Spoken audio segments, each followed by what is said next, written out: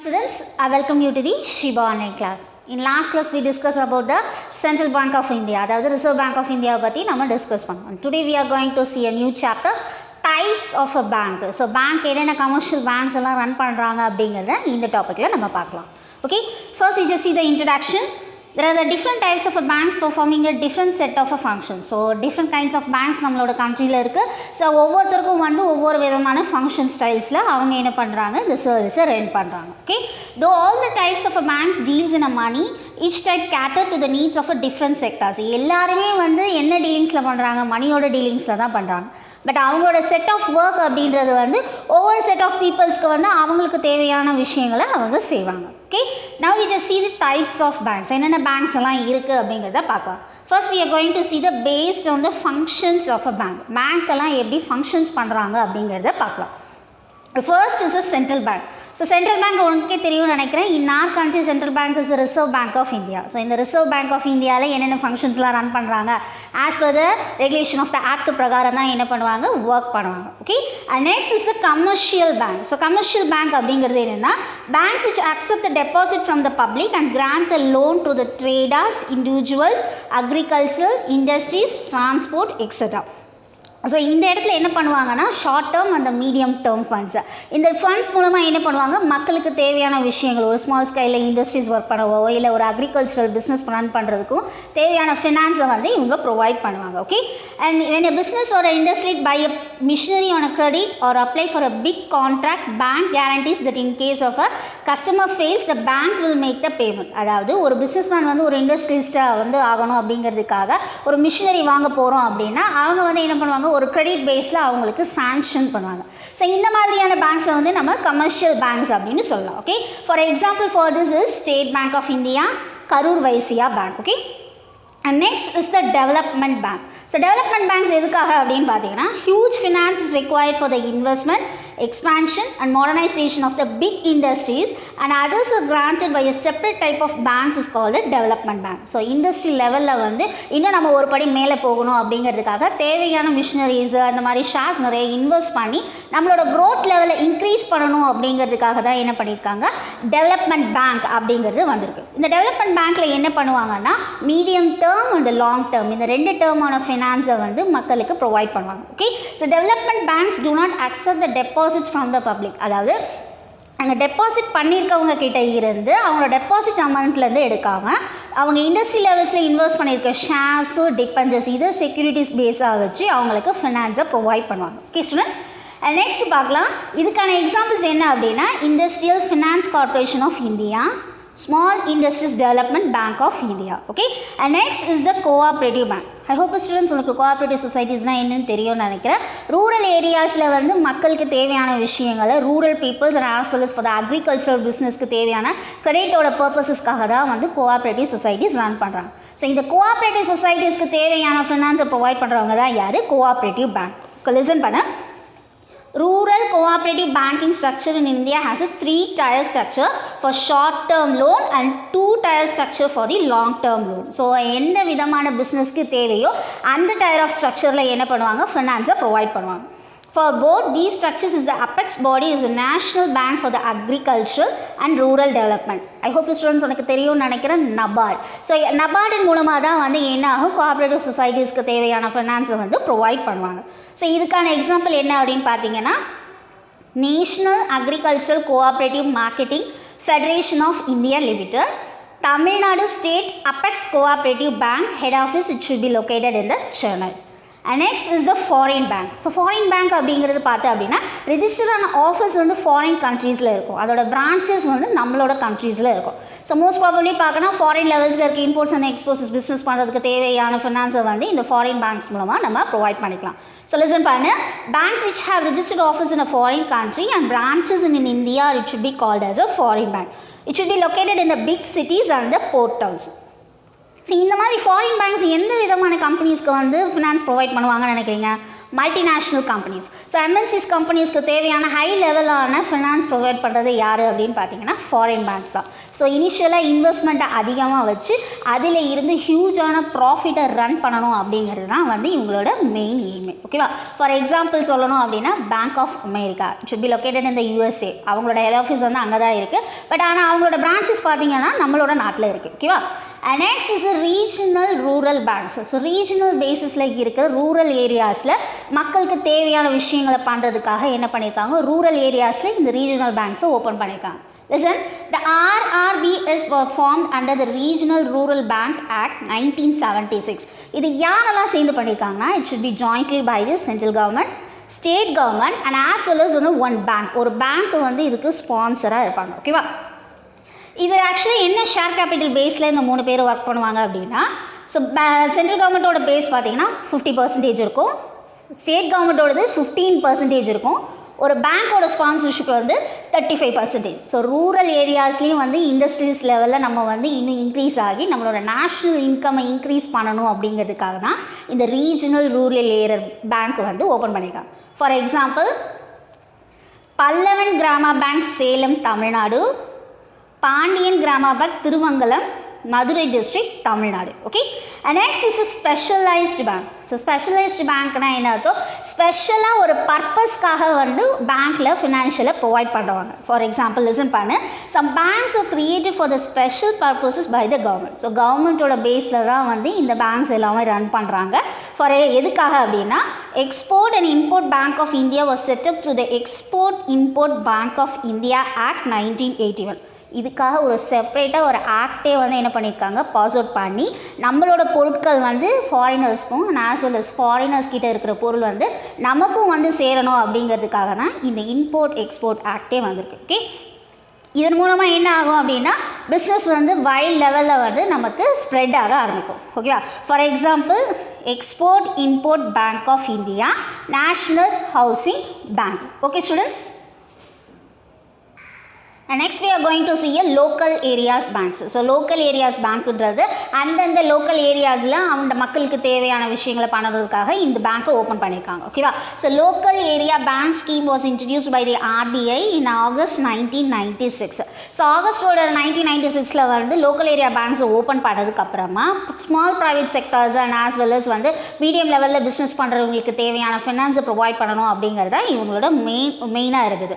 So rural ஏரியாஸ்லேயும் வந்து establish ஆகிறதுக்கு இந்த பேங்க்ஸ் நிறையா ஃபார்மாலிட்டிஸ் பண்ண ஆரம்பித்தாங்க. ஓகே, அவங்களோட மெயின் மோட்டிவ் என்னவா இருந்தது அப்படின்னா, to mobilise the rural savings and invest them வந்து சேம் ஏரியாஸ். அதாவது மக்களை வந்து அதிகம் வந்து டெபாசிட் பண்ண வச்சு அவங்களோட தேவைகளுக்காக லோன் எல்லாம் ப்ரொவைட் பண்ணி ஸோ எல்லா விஷயமும் பண்ணணும் அப்படிங்கிறதுக்காக தான் இந்த லோக்கல் ஏரியா பேங்க்ஸை ஓப்பன் பண்ணாங்க. ஓகே, எக்ஸாம்பிளுக்கு பார்க்கணும் அப்படின்னா postal local area bank Vijayawada Andhra Pradesh. But ஆக்சுவலாக ப்ராக்டிக்கலாக இந்த பேங்க்ஸை ரன் பண்ணும்போது நிறைய டிஃபிகல்ட்டிஸ் இருந்ததுனால இப்போ வந்து கவர்மெண்ட் வந்து இவங்களோட லைசன்ஸை ஸ்டாப் பண்ணி வச்சுருக்காங்க. Listen, there are the practical difficulties in the operation of these banks even after the 20 years. அதாவது 1996ல இருந்து 2017 வரைக்கும் தான் வந்து நம்ம நாட்டில் லோக்கல் ஏரியா பேங்க்ஸ் ரன் ஆச்சு. So these could not be make an impact in the rural developments. இந்த banks மூலமாக வந்து ரூரல் ஏரியாஸில் எந்த டெவலப்மெண்ட்டுமே இல்லாத காரணத்தினால therefore the further licensing should be stopped. So இவங்களோட லைசன்ஸ் வந்து என்ன பண்ணிட்டாங்க, RBI ஆக்ட் பிரகாரம் என்ன பண்ணிட்டாங்க, ஸ்டாப் பண்ணிட்டாங்க. So nowadays these local area banks is not to be running. And next we are going to see the small business bank. So small business பண்ணுறவங்களுக்கு தேவையானது முக்கியமானது என்னது, ஃபினான்ஸ். ஸோ அவங்களோட ஃபினான்ஸ்க்காக என்ன பண்ணுவாங்க அப்படின்னா, small finance banks private sector banks set up in unbanked and underbanked regions of a country to achieve the financial inclusion. அதாவது to mobilise the person, அவங்கள வந்து இதில் வந்து சேவ் பண்ணுங்கள், உங்களோட கேஷை வந்து நீங்கள் என்ன பண்ணணும், டெபாசிட் பண்ணி உங்களோட சேவிங்ஸை வந்து இன்க்ரீஸ் பண்ணுங்கள் அப்படின்னு சொல்லி என்ன பண்ணுவாங்கன்னா மோட்டிவேட் பண்ணுவாங்க. And next they will provide the credit to the small and the marginal farmers. So small sizeல இருக்கிற ஒரு அக்ரிகல்ச்சரோட ஃபார்மர்ஸ்க்கு வந்து லோன் கொடுத்து அவங்களோட தேவைகளை அவங்க பார்த்துக்கணும் அப்படின்னு சொல்லுவாங்க. And next is to the micro and the small industries. So large லெவலில் இன்வெஸ்ட்மெண்ட் பண்ணாத சின்ன சின்ன இண்டஸ்ட்ரீஸாக இருக்கிற அந்த இண்டஸ்ட்ரீஸ்க்கும் என்ன பண்ணுவாங்க, ஃபினான்ஸை ப்ரொவைட் பண்ணுவாங்க. ஃபார் எக்ஸாம்பிளுக்கு சொல்லணும் அப்படின்னா ESAF SFP, அதாவது திருவனந்தபுரமில் கேரளாவில் இருக்குது. ஸோ இந்த மாதிரி இருக்கிற ஸ்மால் ஃபினான்ஸ் பேங்க்ஸ் எதுக்கு ப்ரொவைட் பண்ணுவாங்கன்னா, ரூரல் ஏரியாஸில் இருக்கவும் இன்னும் கொஞ்சம் நம்ம அவங்களோட வாழ்க்கை தரத்தை மேலே இன்க்ரீஸ் பண்ணி நம்மளோட நேஷ்னாலிட்டி லெவலில் இன்னும் இன்க்ரீஸ் பண்ணணும் அப்படிங்கிறதுக்காக தான் இந்த மாதிரி கமர்ஷியல் பேங்க்ஸை ஓப்பன் பண்ணாங்க. Okay, and next we are going to see the payment bank.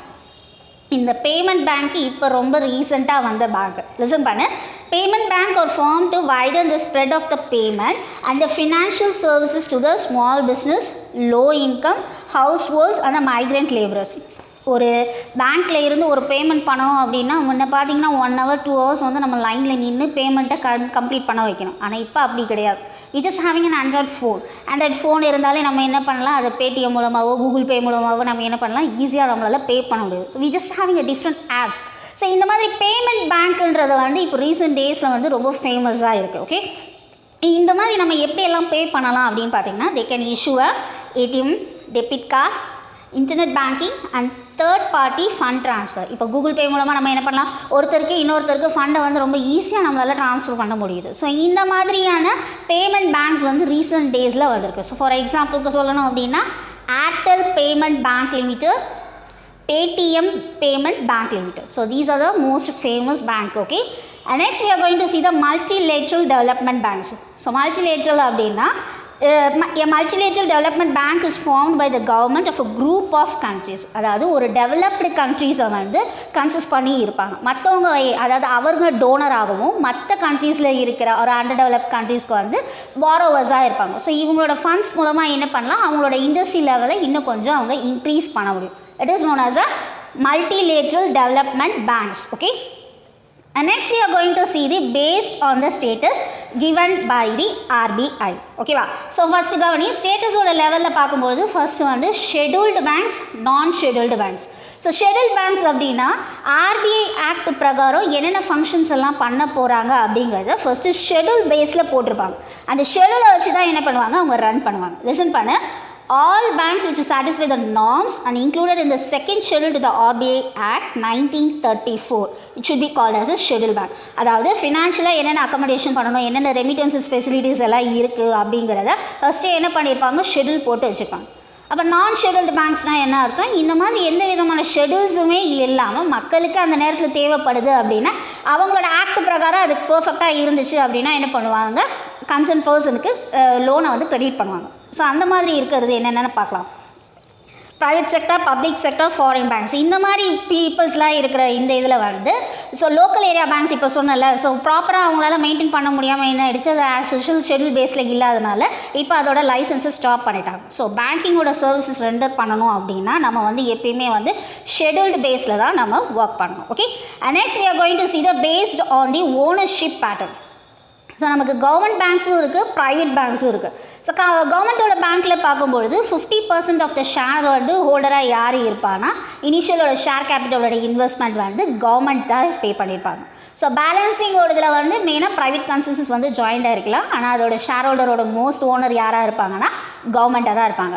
So private பேங்க்ஸை பொறுத்த வரைக்கும் அப்படின்னு பார்த்தீங்கன்னா ப்ரைவேட் பீப்புள் தான் அதுக்கு வந்து ஹெட்டான அஃபிஷியல்ஸ், அவங்களோட போர்ட் ஆஃப் டைரக்டர்ஸே யாராக இருப்பாங்க, ப்ரைவேட் பர்சன்ஸை தான் இருப்பாங்க. ஸோ அவங்களோட கன்சர்ன்ஸ் பேஸில் நடக்கிறது எல்லாமே வந்து என்னென்னு சொல்லுவோம், ப்ரைவேட் பேங்க்ஸ் அப்படின்னு சொல்லுவோம். ஸோ இதில் வந்து நமக்கு 14 ப்ரைவேட் பேங்க்ஸ் ஆக்சுவலாக நம்மளோட கண்ட்ரியில் இருக்குது. அவங்களோட மெயின் எய்ம் வந்து என்னவாக இருக்கும் அப்படின்னா to earn a more profit. இந்த சர்வீசஸ் மூலமாக அவங்க வந்து அதிகமான இன்ட்ரெஸ்ட்டை வாங்கி நிறைய லாபம் சம்பாதிக்கணும் அப்படிங்கிறது மட்டும்தான் அவங்களோட எய்மாக இருக்கும். ஆனால் கவர்மெண்ட் பேங்கிங்கை பொறுத்த வரைக்கும் இன்ட்ரெஸ்ட் ரொம்ப லோவாக இருக்கும். அவங்களோட எய்ம் வந்து மக்களுக்கு வந்து நிறைய வெல்த் அண்ட் வெல்ஃபேரை கொடுக்கணும் அப்படிங்கிறது மட்டும்தான் அவங்களோட எய்மாக இருக்கும். Okay, now we just see the nationalized bank. So few examples பார்க்கலாம் கவனி.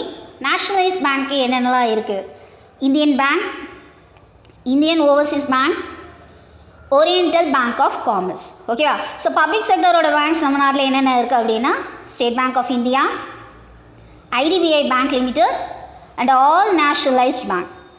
ப்ரைவேட் செக்டரோட பேங்க்ஸ் என்னென்னலாம் இருக்குது அப்படின்னா Lakshmi Vilas bank, Karur Vysya bank, Kotak Mahindra bank. So these are the three kinds of banks which has been running in our country. Okay students, இப்போ கவனி, on the basis of the organization the banking may be a unit banking or a branch banking. அதாவது banking என்ற business வந்து unit பேஸ்லேயும் வந்து branches மூலமாக தான். ஒரு branches பார்த்தீங்க அப்படின்னா ஒரு இடத்துல இருக்கும், இன்னொரு பிரான்ச்சஸ். ஸோ அந்த பேங்க் வந்து ஒரே இதுதான். ஸோ ஹெட் ஆஃபீஸ்னு பார்க்குறப்போ ஒரு இடத்துல இருக்கும், ஆனால் அதோட பிரான்ச்சஸ் வந்து நமக்கு டிஃப்ரெண்ட் பிளேசஸில் இருக்கும். Okay, on the basis of a lending practices it may be a pure banking or may be a mixed banking. So நம்ம ஒரு கடன் வாங்க போகிறோம் அப்படின்னா அது என்ன பேஸில் இருக்கும்னு பார்த்தோன்னா பியூராகவும் இருக்கும் அண்ட் ஆஸ் வெல் அஸ் வந்து மிக்சட் பேஸ்லேயும் இருக்கும். on the basis of your product it can be a retail banking or it should be a wholesale banking. So கமர்ஷியலோட பேங்க்கில் வந்து ப்ராடக்ட் பேஸில் நம்ம வாங்க போகிறோம் அப்படின்னா எந்த மாதிரி இருக்குது, ஒன்று வந்து ரீட்டைல் பேங்கிங்காக இருக்குது, இன்னொன்று வந்து ஹோல்சேல் பேங்கிங்காக இருக்குது. on the basis of the activity basis means it should be a narrow banking or it's a universal banking. So activity பேஸில் பார்க்கும்போது என்னன்னு சொன்னேன், நேரோ பேங்கிங்காக இருக்கா இல்லைனா யூனிவர்சல் பேங்கிங்காக இருக்கும். So these are the different types of a banks. So nowadays we just having a mobile banking also. So mobile banking மூலமாக வந்து வீட்டில் அவங்களோட டோர் ஸ்டெப்ஸில் இருந்தே அவங்களோட பேமெண்ட்ஸ் அவங்களோட ரிசீவ்ஸ் எல்லாமே வந்து அவங்களால வாங்க முடியும். ஐ ஹோப் ஸ்டூடெண்ட்ஸ் இந்த கிளாஸ் உனக்கு புரிஞ்சிருக்கோன்னு நினைக்கிறேன். இந்த சாப்டர் இதோட முடியுது. நெக்ஸ்ட் சாப்டர் நம்ம நெக்ஸ்ட் கிளாஸில் பார்க்கலாம். Thank you students.